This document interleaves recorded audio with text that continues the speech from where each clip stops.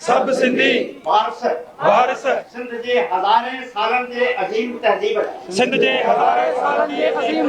जा अॼु पंहिंजे रूहानी मुर्शिद ऐं हिन तहज़ीब जी अज़ीम अलामत लतीफ़ साईं जे अंगण में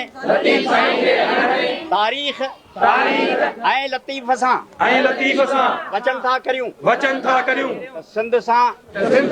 जेके वेसा घाटियूं थी रहियूं आहिनि असां सभु उन्हनि जो मुक़ाबिलो कंदासीं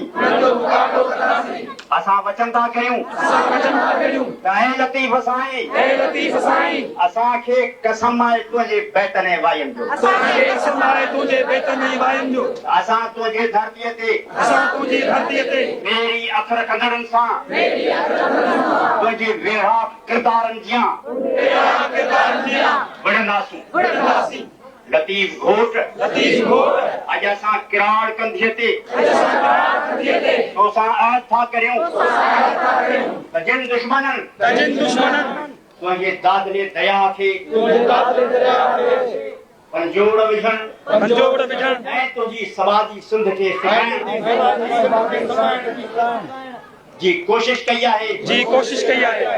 असां उन्हनि दुश्मननि सां हज़ारे नस्लनि ताईं विढ़ंदासीं ऐं भिट जा घोट असां सिंधूअ जा वारिस ए ॿार बुढ़ा जवान तुंहिंजे तंबूरे जे तान जो कसम खणी चऊं था अॼु खां असां इन्हनि गद्दारनि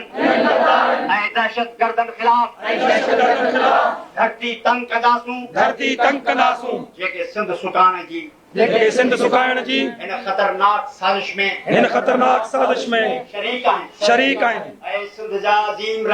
ऐं सिंध जा अज़ीम रहबर असां तुंहिंजी चांठ ते ही वचन दोहरायूं था जेसिताईं सिंध ते सुखनि जो सिज न उभरंदो हीअ कारी रात न हटंदी तेसिताईं असां जदोजहद में रहंदासूं असां तुंहिंजे किरदारनि जी मार्ग ते मुआसूं तब ख़ुद खे सुरख़रू भाईंदासूं लतीफ़ साईं तोसां वचन सां गॾु या दुआ बि घुरूं था जेकॾहिं असां मां को सिंध जे सॾ ते सॾ न ॾे ऐं पंहिंजे धरतीअ खां मुंहुं मोड़े त उहो असां मथां न लिखियो वञे जीअं लतीफ़ जीअं सिंध जीअं असांजे अकबरस हर दौर विढ़ो जो